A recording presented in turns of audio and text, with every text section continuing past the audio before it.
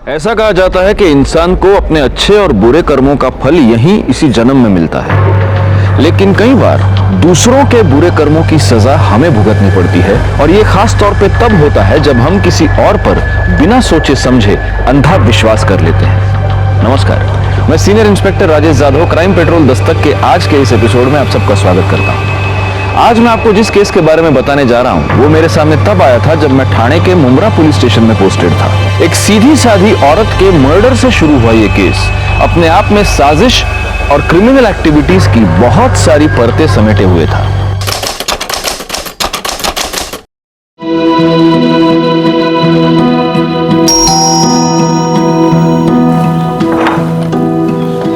अरे शालिनी, आओ आओ। आजी की तबीयत कैसी है? ठीक है अभी। अच्छा, आपने डॉक्टर को फोन किया, थैंक यू। क्या तू भी थैंक यू की कोई जरूरत नहीं है। अरे शालिनी वहीनी सुबह सुबह?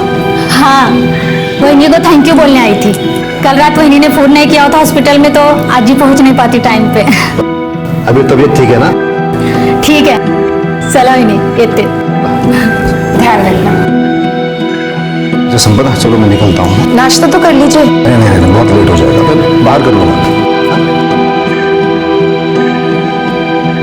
बाबू, बाबू, अरे प्रवीण, आया ना? लफड़ा है ना, काजी का लड़का है ना, नाके पे कबाब का गाड़ी डाल रहे हैं। चल देखते हैं उसको, समझाते हैं काजी को। प्यार से माना तो ठीक, मैं तो टांगे काट के फेंक दूंगा उसकी मैं। हाँ, तू टेंशन मत ले रे, ये अपना महाराष्ट्र है। ये नाके पे सिर्फ पूरी भाजी और मिसल पाव का गाड़ी लगेगा, और बोर्ड पे ऐसा लिखा होगा स्पॉन्सर्ड बाय अध्यक्ष सुनील पवार करके। लेकिन आप काजी से झगड़ा क्यों करना चाहते हैं? प्यार से भी तू नाच लो को। चल रे, गाड़ी काट रे।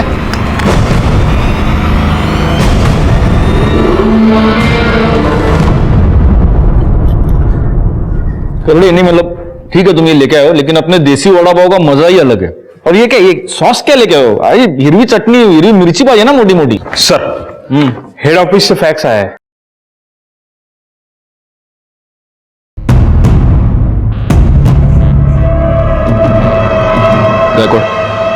सबको मेरे केबिन में बुला। हेड ऑफिस से ऑर्डर आया है, मुंब्रा में रेड अलर्ट इशू हुआ है। इसके मुताबिक अगले कुछ दिनों में कोई बड़ी क्रिमिनल एक्टिविटी हो सकती है, जिसके लिए भारी तादाद में गैर कानूनी हथियार ठाणे शहर में आने की संभावना है। इसीलिए अगले कुछ दिनों तक अगर कोई भी सस्पिशियस एक्टिविटी, आदमी, औरत दिखे तो तुरंत एक्शन लीजिए। Yes sir.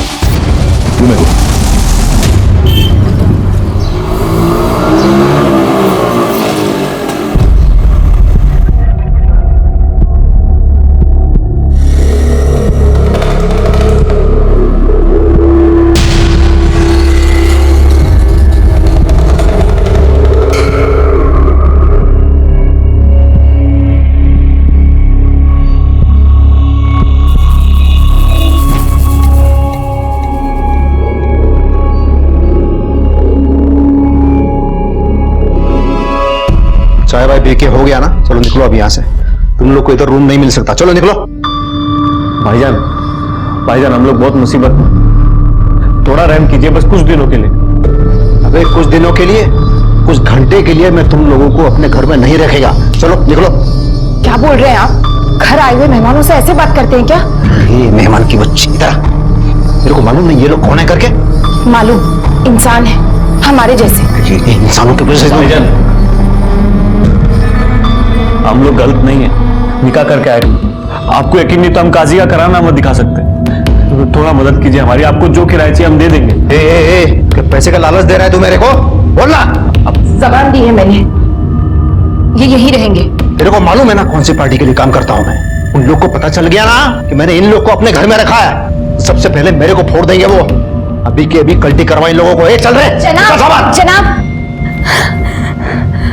खुदा के लिए हमारी मदद कर दीजिए, बस कुछ दिनों के लिए हमें यहाँ पनाह दे दीजिए। हम आपको ज्यादा परेशान नहीं करेंगे, अल्लाह ताला आपकी हर मुराद पूरी करेंगे, बस हमारी मदद कर दीजिए। हाथ जोड़ने की क्या जरूरत है? चलो ठीक है, दे दिया मैंने कमरा। अब खुश है? शुक्रिया जनाब। लेकिन बहुत ज्यादा खुश नहीं होने का, और घर के बाहर ज्यादा घूमना फिरना नहीं। हाँ, और जो नमाज दुआ जो पढ़ता है ना वो ऊपर कमरे में पढ़ने का। वो क्या वो मेरे एरिया में थोड़ा सा टेंशन चल रहा है इसलिए बोल रहा हूँ। जी जनाब। शुक्रिया। कमरा देखो ऊपर जा। आइए मैं आपकी मदद कर देती हूँ। अस्सलाम वालेकुम भाईजान। जी खैरियत से पहुंच गए? हाँ रहने को मिल गया। हाँ हम आपको एड्रेस सेंड करते हैं ना, आप अपना बंदा भेज के बक्सा उठा लीजिए। अल्लाह हाफिज। क्या कहा उन्होंने? वो एक नंबर सेंड कर रहे हैं, उसे फोन करेंगे तो बक्सा लेकर जाएगा।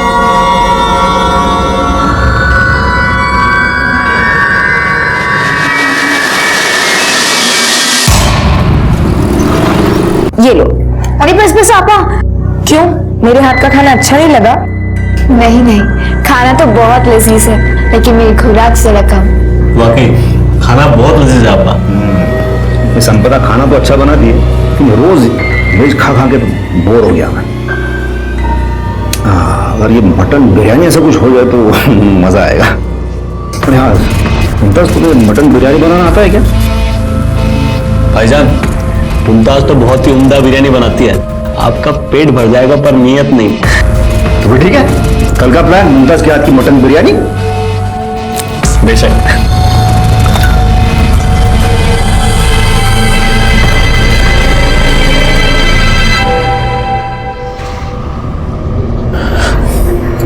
क्या हुआ? फोन नहीं लग रहा? रफीक हम फंस गए हैं। यहाँ माहौल बहुत खराब है, ज्यादा दिन नहीं रुक सकते, सामान देकर निकलना होगा। हाँ पर कैसे? रियाज भाई भी फोन नहीं उठा रहे हैं। तो भाईजान को फोन करो ना। 1000 बार कर चुके हैं, वो भी फोन नहीं उठा रहे। समझ नहीं आ रहा क्या करें। ये बक्सा तो जान की मुसीबत बन गया।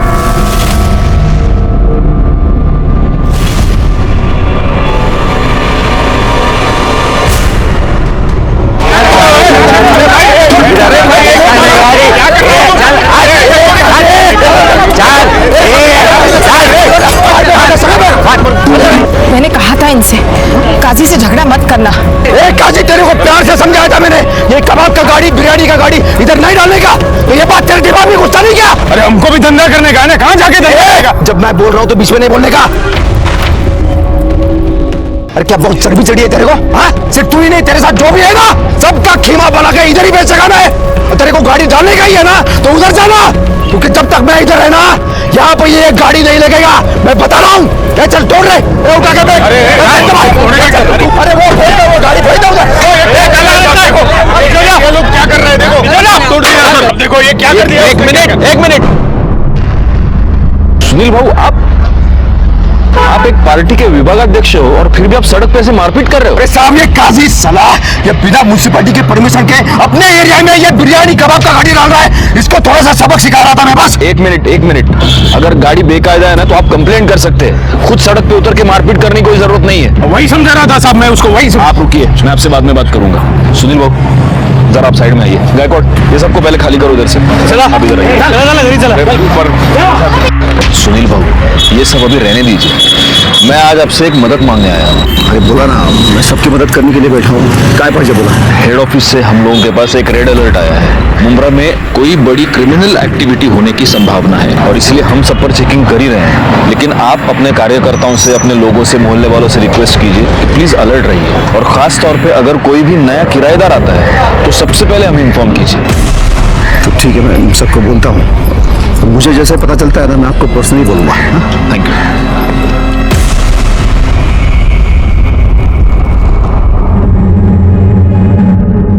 अरे ये भाई लोग यहाँ पे तमाशा नहीं चल रहा, चलो निकलो। ये चल जा रहे सुनी ना सब, तू गुस्सा क्या तेरे दिमाग में? मैं क्यों मना कर रहा था इन लोगों को रखने के लिए? चलो अभी निकलते हैं यहाँ से, इससे पहले कोई देख ले। चलो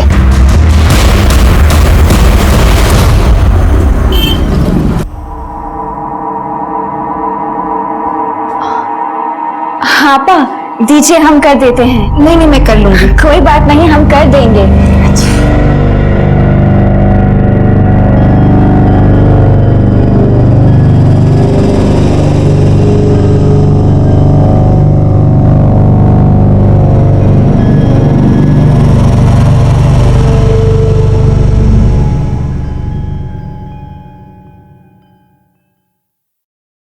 मैं स्कूल जा रही हूँ, आप नाश्ता करके काम। अरे अभी तक तैयार नहीं हुए, आज काम पे नहीं जाना है क्या? अरे वो कल का मटन बिरयानी ना बहुत ज्यादा हो गया, वो थोड़ी पेट में गड़बड़ी हो गई है। देखो अगर ठीक हो जाता है ना तो मैं जाता हूँ। मैं छुट्टी ले लूँ, कोई दवाई ले आऊँ? अरे नहीं नहीं नहीं नहीं, उतना ज्यादा नहीं है।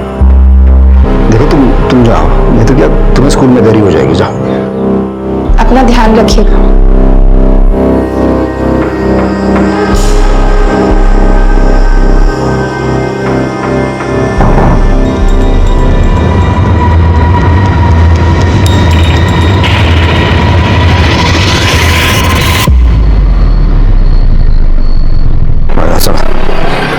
अरे दर्शन, प्रवीण, अच्छा अपने सारे कार्यकर्ता वो माने शिरवाड़कर साळुंके सब आ रहे हैं ना? सब आ रहे हैं। क्योंकि क्या मुझे इसमें पार्टी में सबका समर्थन चाहिए, तभी मैं बात को आगे बढ़ा सकता हूँ। हाँ बाबू बरोबर है, लेट होने वाला है।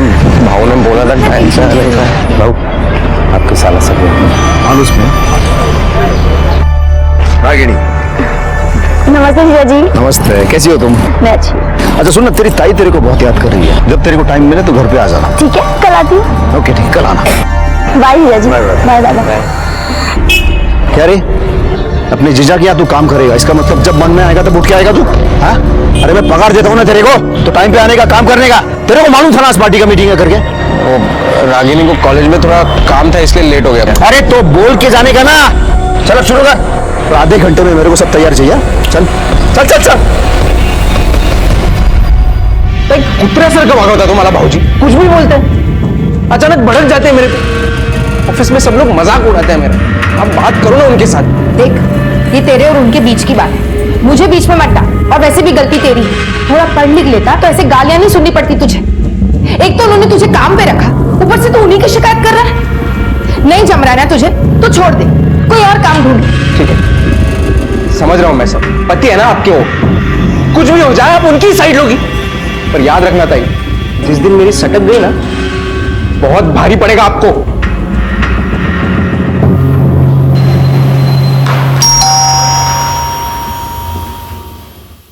अरे रागिनी, ये दीदी का है? दीदी अरे रागिनी तू लेट हो गई, तेरी ताई तो निकल गई स्कूल के लिए। दीदी चली गई। हाँ मैंने मस्त आप दोनों के लिए पोहा बनाया। अब दीदी तो चली गई, आप खा के देखो कैसा है। तूने बनाया तो अच्छा ही होगा ना। देखो मैं चम्मच लाती वाह वाह वाह। हूँ। मैं अपने हाथों से खिलाती हूँ। अच्छा खिला। कैसा है?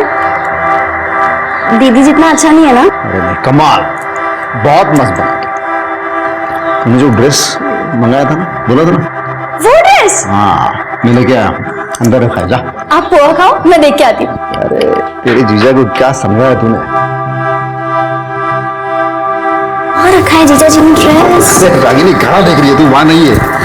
कहाँ है ड्रेस जीजा जी? मैं देता हूँ।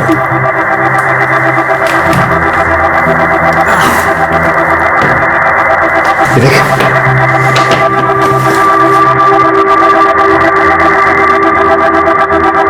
वाह, कितना ब्यूटीफुल ड्रेस है ना जीजा जी।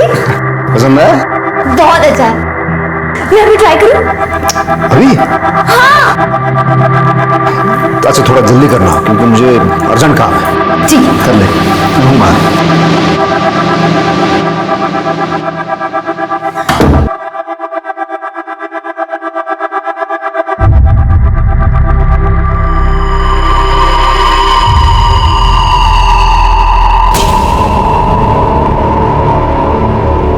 ये लोग तो फोन ही नहीं उठा रहे, अब क्या करें इस बक्से का? यहीं छोड़ के भाग जाते।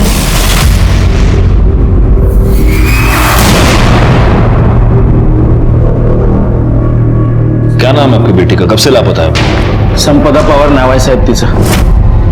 2 दिन से मेरी बेटी गायब है साहब, उसके पति को भी नहीं मालूम वो कहाँ गई। मतलब शादीशुदा है?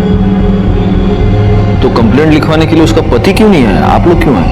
क्या नाम है उसके पति का, क्या करता है? सुनील पवार नाम है साहब, अध्यक्ष है ये एरिया का वो।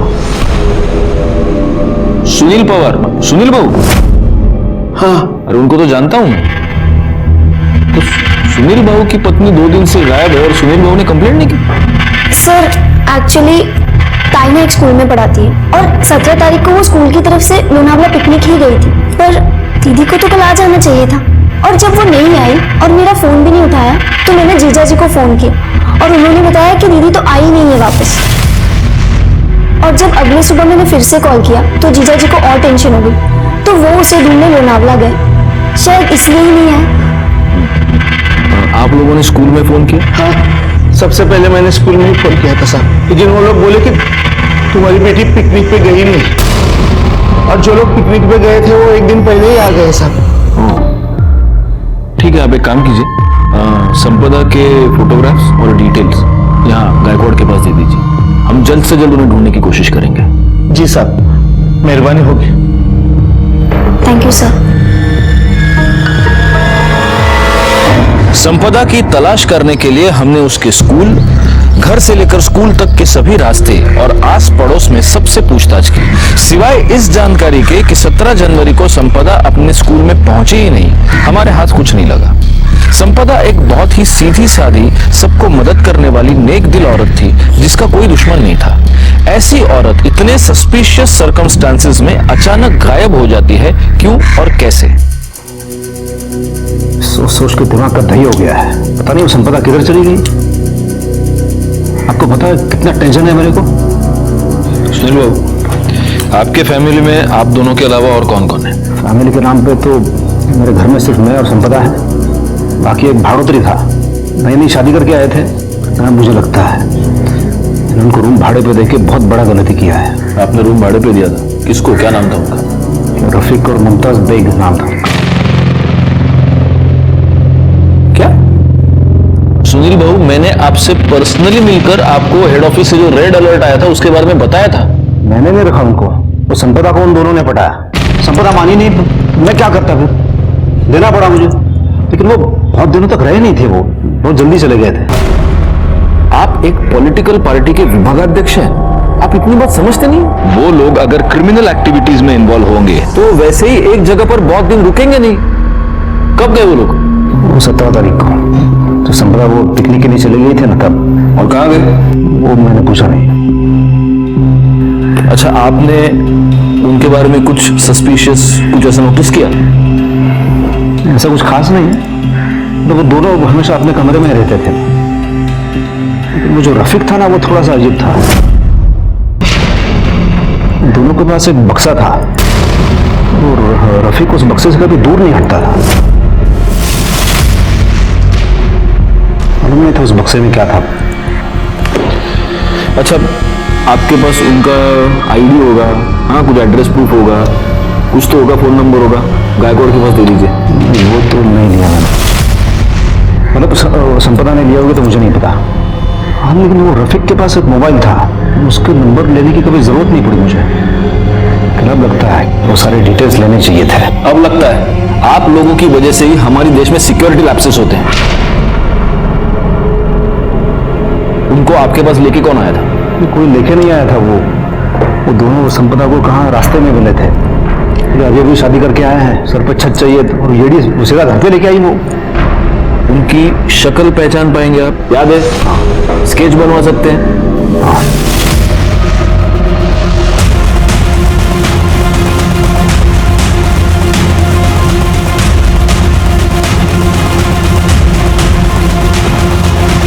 सर, रफीक और मुमताज के स्केच बन गए। ग्रेट। फौरन ये स्केचेस आसपास के पुलिस स्टेशन और हमारे खबरियों को भिजवा दो। हमें किसी भी हालत में इन्हें पकड़ना होगा, इससे पहले कि ये किसी आपराधिक घटना को अंजाम दे दें। सर,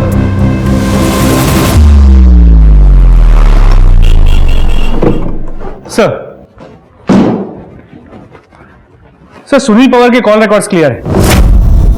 उसके लोकेशन रिकॉर्ड के मुताबिक वो लोनावाला गया था, शायद संपदा को ढूंढने के लिए। लेकिन संपदा के कॉल रिकॉर्ड्स एज एक्सपेक्टेड नहीं है। संपदा का फोन संपदा के गायब होने के 2 दिन बाद तक, मतलब कल शाम तक एक्टिव था, लेकिन उसकी लोकेशन लोनावाला की नहीं थी, यही मुमरा की थी। और उसका फोन इस दौरान कई बार स्विच ऑन और स्विच ऑफ हुआ। हर बार स्विच ऑन हुआ सिर्फ फोटोज रागिनी को भेजने के लिए। सर, मुझे लगता है कोई हमें मिसलीड करने की कोशिश कर रहा है। अब ये कंफर्म हो गया गायकवाड़ कि संपदा कभी लोनावाला गई नहीं थी, वो यहीं पर थी। और सर, सबसे इंपॉर्टेंट बात, संपदा के फोन से आखिरी कॉल किया गया था 100 पे। ये कॉल 5 सेकंड के लिए चला, जिसके बाद कट हो गया, और इसके बाद संपदा ने वापस कॉल नहीं किया। संपदा और ये कपल एक साथ गायब हुए। हो सकता है इस कपल ने संपदा को किडनैप किया हो। उनसे बचने के लिए जब वो 100 डायल कर रही होगी तब इन लोगों ने संपदा को पकड़ लिया और फोन कट कर दिया, और फिर किसी को शक ना हो इसलिए रागिनी को लोनावाला के पिक्चर्स भेजते हैं। सुनील भाऊ ने हमें इस कपल के बारे में ना बताकर बहुत बड़ी गलती की है। एक काम करो, 17 जनवरी को संपदा गायब हुई। उस दिन सुनील भाऊ के घर के आसपास जितने भी फोन्स एक्टिवेटेड थे उन सब के बारे में बता दो। सर, हम उमरा पुलिस स्टेशन इंस्पेक्टर जादव बोलते हैं। ठीक से देखो कुछ मिलता है क्या?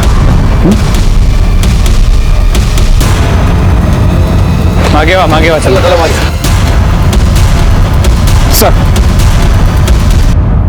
सर ये संपदा पवार है, सर पे बहुत बुरी तरह से चोट लगी है। लाश को पहली बार किसने देखा था? सर जबरदस्त मिटा घर है, वहाँ के कुछ लोगों ने सबसे पहले बॉडी देखी है। सर आपने जो फोटो भेजी थी उससे हमने मैच किया और आपको इन्फॉर्म किया। ये सर पे जो घाव हुआ इसकी वजह से मौत हुई? नहीं सर, सर है बता, लोग बोलते पेट में मारी गई है, शायद इससे हुई है। आसपास कुछ मर्डर वेपन, इसका मोबाइल, आई कार्ड कुछ भी मिला? नहीं सर, हमने काफी ढूंढने की कोशिश की लेकिन कुछ नहीं मिला। रिकॉर्ड, बॉडी को पोस्टमार्टम के लिए भेज दो और इसके परिवार वालों को इन्फॉर्म करो, कह दो कि शिनाख्त के लिए आ जाए। सर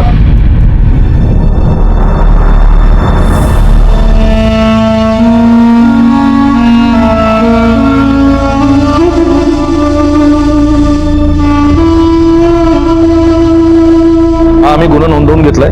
ठीक है, ओके। सर, संपदा की बॉडी से जो गोलियां मिली थी बैलिस्टिक रिपोर्ट के मुताबिक वो यूएस मेड बेरेटा गन से चलाई गई, और संपदा की पोस्टमार्टम रिपोर्ट के मुताबिक पहले उसके सर पे वार किया गया था, जिसके बाद उसे 2 गोलियां मारी गई जिस वजह से उसकी मौत हो गई। मुंब्रा में यूएस मेड बैरेटा गन, और वो भी एक स्कूल टीचर को मारने के लिए। गायकवाड़, ये काम जरूर उस कपल का ही है। सर, 17 जनवरी को सुनील के घर के आसपास जितने नंबर एक्टिव थे उसमें से एक नंबर संदिग्ध है जिससे कई सारे इंटरनेशनल कॉल किए गए हैं। और सर, ये जो दूसरा नंबर है ये तरोजा का नंबर है। इस नंबर से तरोजा के नंबर पर भी कई बार कॉल किए गए। सर, लास्ट कॉल कल का है। एक काम करो, ये दोनों नंबर्स मॉनिटर करो और गायकवाड़ इनकी मोबाइल लोकेशन मुझे चाहिए इमीडिएटली। सर,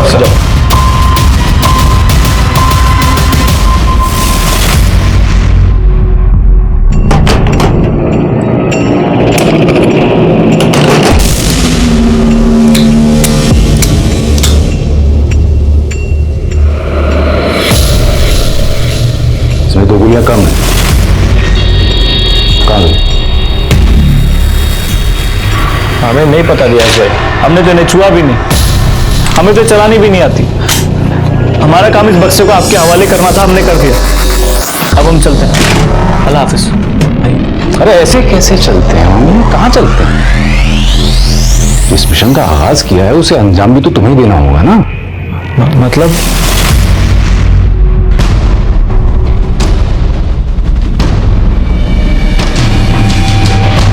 साहब, सुनील भाऊ का और काजी का बहुत टेंशन चलता था, बहुत लफड़े भी हुए थे। पता नहीं साहब, वो भिवंडी क्यों चली गई हमें मालूम नहीं साहब। संपदा समाज सेना की एक्टिविटीज में इन्वॉल्व रहा करती थी? नहीं सर, ताई ये सब से दूर ही रहा करती थी। ठीक है, तुम उस पर नजर रखो और अपडेट करते रहो। सर, खबर पक्की है, तलोजा का नंबर रियाज पारकर का है, जो नाम की तो दुकान चलाता है, लेकिन दुकान के पीछे उसका गोडाउन है जहां से वो इलीगल एक्टिविटीज करता है।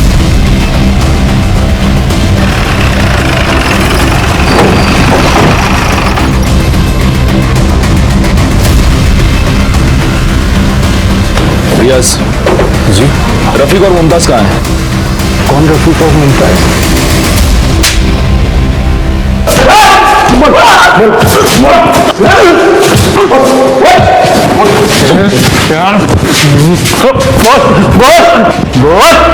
गायकवाड़,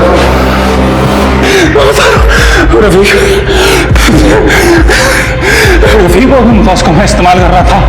सब इधर के लोकल गैंग को बड़ी तादाद में असला चाहिए था, मैंने उन्हें उसी काम में लगा दिया था। उन दोनों का हुलिया बता। हुलिया बता उनका।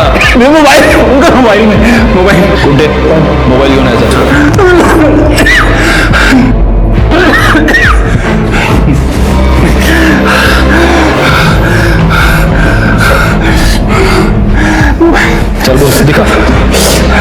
दिखा दिखा।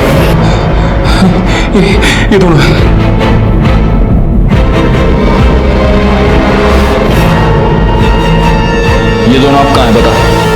पता नहीं, कल पता नहीं कहाँ चले गए, और साथ में वो बॉक्स भी ले गए।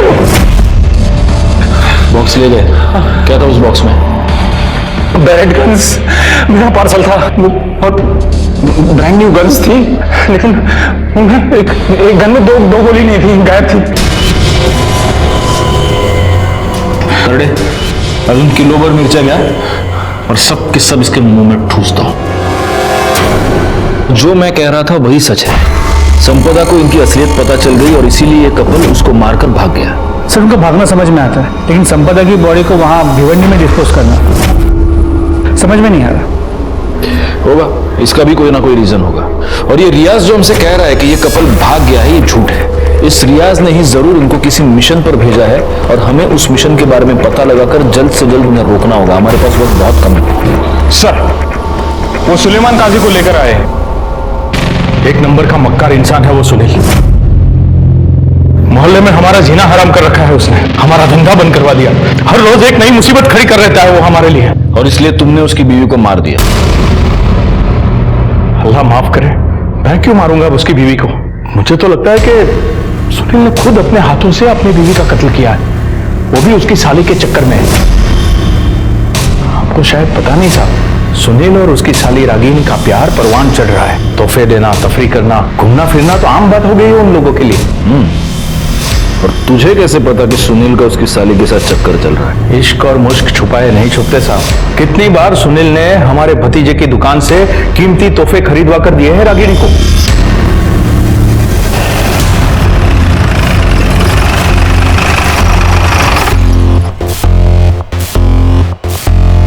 चेक करो।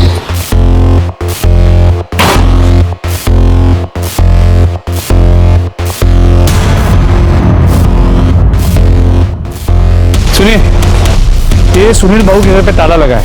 कहाँ गए हैं, कब आएंगे, कुछ पता है? भाऊ तो कल से ही नहीं दिखे, कल से ही घर में ताला लगा हुआ है।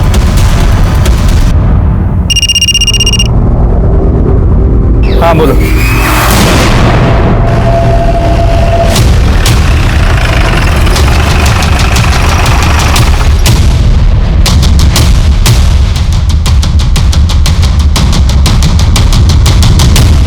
सर, बॉडी के पास पर्स और मोबाइल मिला है।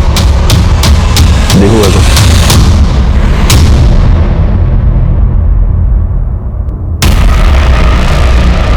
सुनील पवार, फोन दिखाओ।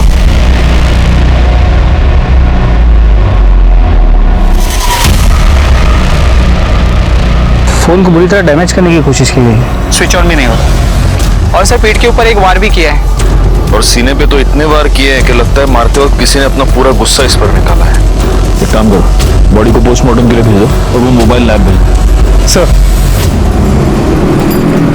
पीएम रिपोर्ट के मुताबिक सुनील पवार का मर्डर 22 जनवरी को दोपहर 2 से 4 के बीच में हुआ है। और सबसे खास बात यह है गायकवाड़ कि सुनील के बॉडी पर 8 से 9 इंच के चाकू से कम 20 बार वार किए गए हैं। 20 बार, मतलब जिसने भी सुनील बाबू का मर्डर किया है उसने बहुत ही गुस्से और नफरत में उसका मर्डर किया है। और इसीलिए उसका खून होने के बाद, वो मरने के बाद भी वो मर्डर उस पर लगातार वार करता रहा। सर, रफीक का फोन कुछ मिनट पहले ही मानखुर्द में ऑन हुआ है। फौरन उसकी एग्जैक्ट मोबाइल लोकेशन निकालो, हमें जल्द से जल्द निकलना होगा।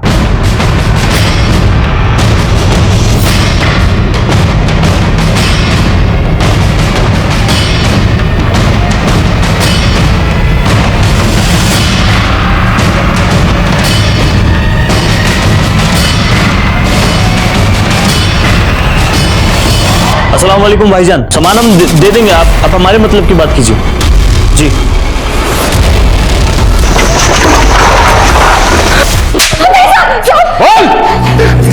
हम सच कह रहे साहब, वो असला हमारा नहीं है। हमें तो बस उसे उसकी मंजिल तक पहुंचाना था ताकि हमें नई पहचान मिले, बाकी की जिंदगी सुकून से कट सके। रियाज भाई से हमने चोरी इसलिए की थी क्योंकि हमें पता था कि अगर हम नहीं करेंगे तो वो किसी और को मजबूर करेगा कत्लेआम करने को।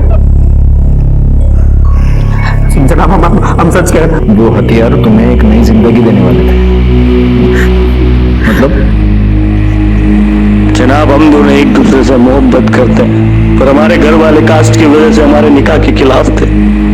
इसलिए मेरा दोस्त मुझे असलम के पास ले गया। उन्होंने कहा अगर हम ये बक्सा खैरियत से रियाज भाई के पास मुंबई पहुंचा दे तो हमें नहीं पहचान देगा और हम दोनों को बंगलुरु में नौकरी भी देगा। तुम जानती थी उस बॉक्स में क्या है?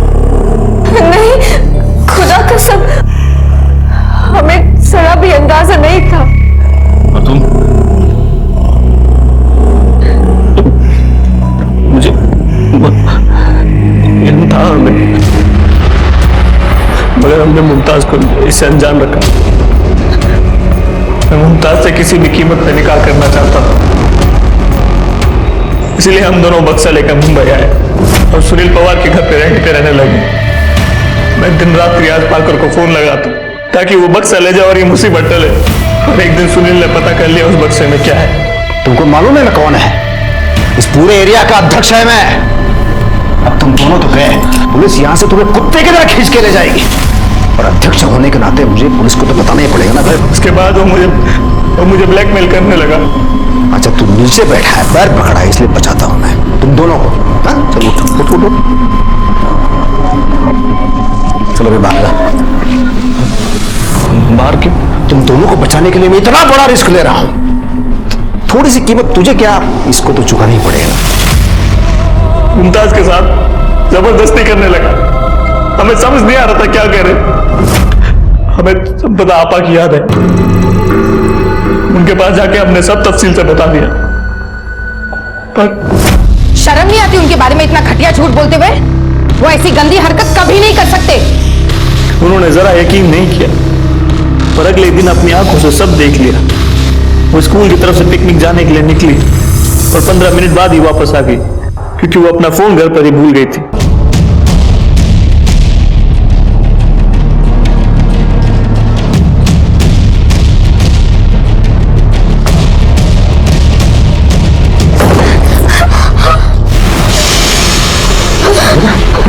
इसका मतलब ये लोग सच बोल रहे थे।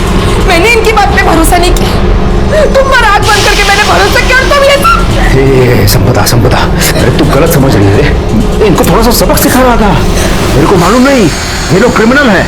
अरे गन का बक्सा लेकर घूम रहे हैं, तेरे को बेवकूफ बनाया इन लोगों ने। ये लोग तो पराए, लेकिन आपको क्या हो गया? तुमने पुलिस को खबर क्यों नहीं की? तुमने मुझे धोखा दिया है। छोड़ने वाली नहीं हूं मैं तुम्हें। पुलिस को जाके अभी सब बता दूंगी मैं। ये संपदा, रुक ना, मेरी बात सुन रहे। मेरी बात सुन, मैंने कुछ नहीं किया। तू कहां जा रही है? तू रुक जा।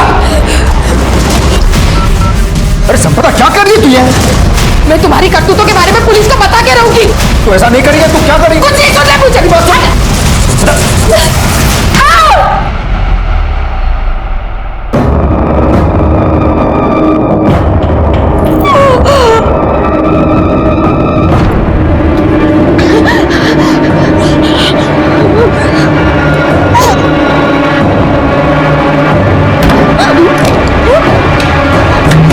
सुनील ने हमें हमारे कमरे में बंद कर दिया।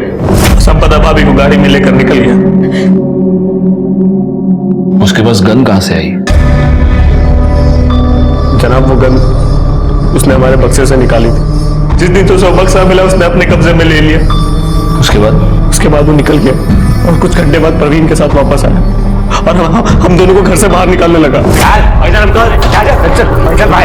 बहुत बड़ा लफड़ा हो गया। चलो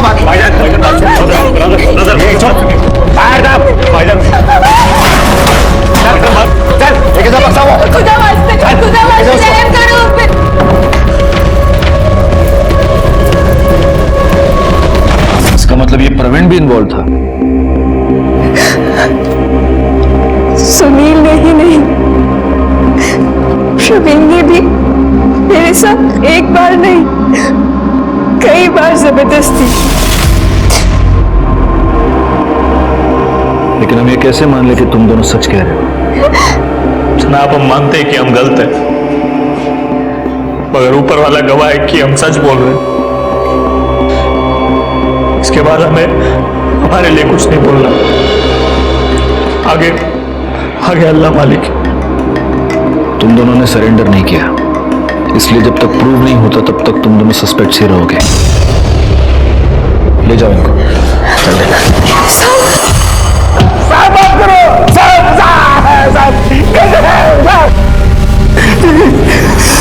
चल तू जब तक बोलेगा नहीं हमारे हाथ रुकेंगे नहीं। बोल।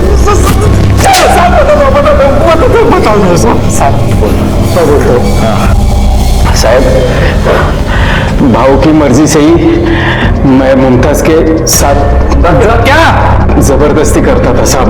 पता साहब मुमताज तेरे सुनील भाव की प्राइवेट प्रॉपर्टी थी क्या? साहब आगे बोल, आगे क्या हुआ बोल।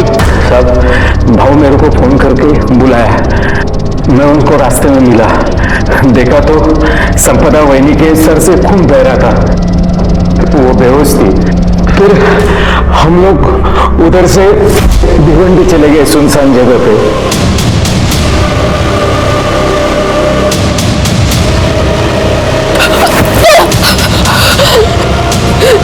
मैं तुम्हें छोड़ूंगी नहीं, छोड़ूंगी नहीं मैं तुम्हें, सजा दिलवाती रहूंगी।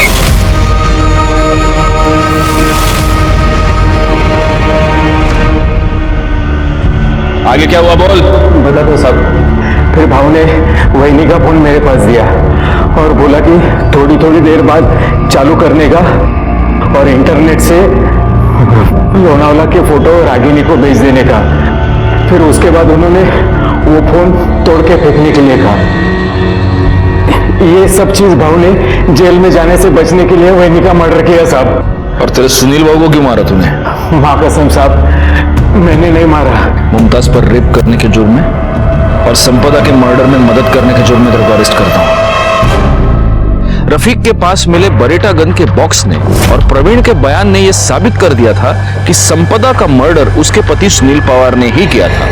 लेकिन अब यह बात हमारे समझ में नहीं आ रही थी कि सुनील पवार का मर्डर किसने किया। और तभी सुनील पवार का टूटा हुआ फोन रिपेयर होकर हमारे पास आया और उससे हमारी इन्वेस्टिगेशन को एक नई दिशा मिली।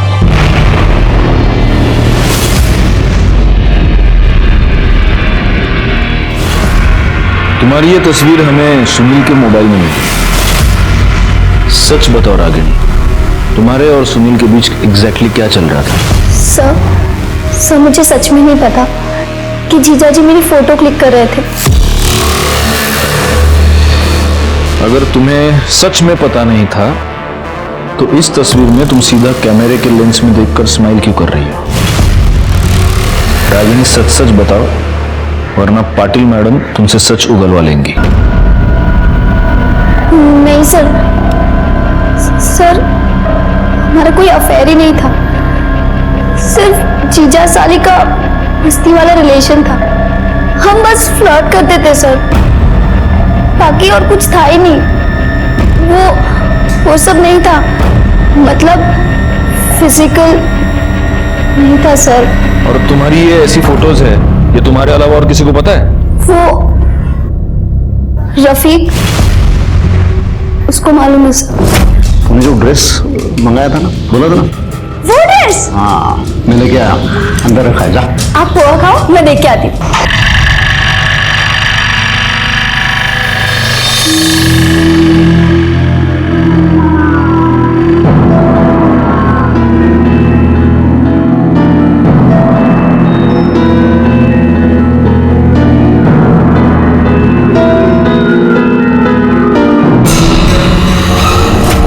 सुनील पवार ने रागिनी की कपड़े बदलते हुए तस्वीरें निकाली थी। तूने ये बात हमें क्यों नहीं बताई? जनाब वो ऐसा कुछ हमें याद नहीं आया, हम तो वहां गलती से मौजूद थे और वैसे भी उस बेगैरत बेशरम आदमी के बारे में जान के कौन सा कुछ नया जान लेते हैं आप। गलती से मौजूद था, लेकिन इस गलती का तो फायदा खूब उठाया होगा तूने। बता, किस किस को बताया इस बारे में? संपदा को, जयदेव को?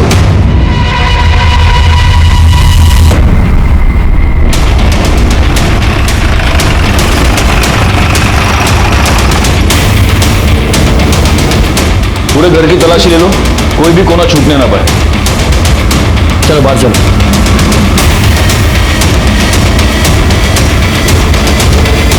बाबा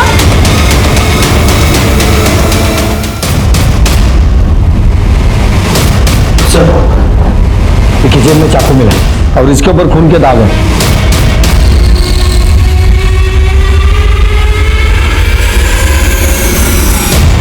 सर फाइल। दिवाकर जी, आपके कॉल रिकॉर्ड ये बता रहे हैं कि 22 तारीख को दोपहर को 1:30 बजे आपने अपने दामाद सुनील पवार को फोन किया था। हाँ साहब। तो क्या बात हुई आपकी? अब मुझे याद नहीं साहब क्यों किया था।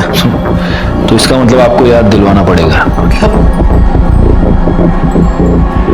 पाटिल भाई, करड़े, इन दोनों को तब तक मारते रहो जब तक इनको याद ना आ जाए। आप साइड में आ जाइए, आप सीनियर सिटीजन हैं। ये क्या कर रहे हैं साहब? आइए ना। रुक जा, छोड़ दो इनको। इन्होंने कुछ नहीं किया साहब। सुनील का खून मैंने किया है साहब। मैंने खून किया है सुनील का, मैंने। क्यों? साहब, वो मेरी बेटी रागिनी की गंदी तस्वीरें खींचता था। वो रागिनी को महंगे महंगे तोहफे देकर फंसा रहा था, उसके साथ अफेयर कर रहा था। वो मेरी दोनों बेटियों के साथ खेल रहा था साहब। मुझे पता नहीं था कि वो इतना घटिया इंसान था। मैंने जब उसे मारा तब तक मुझे पता नहीं था साहब कि वो संपदा का भी खूनी है, वरना मैं उसे पहले ही खत्म कर देता। उस दिन मैंने उसको फोन करके बुलाया था।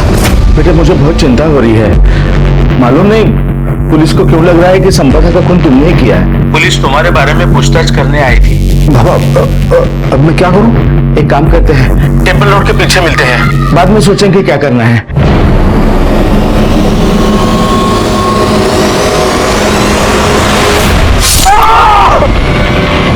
गायकवाड़, चार्जशीट बनवा।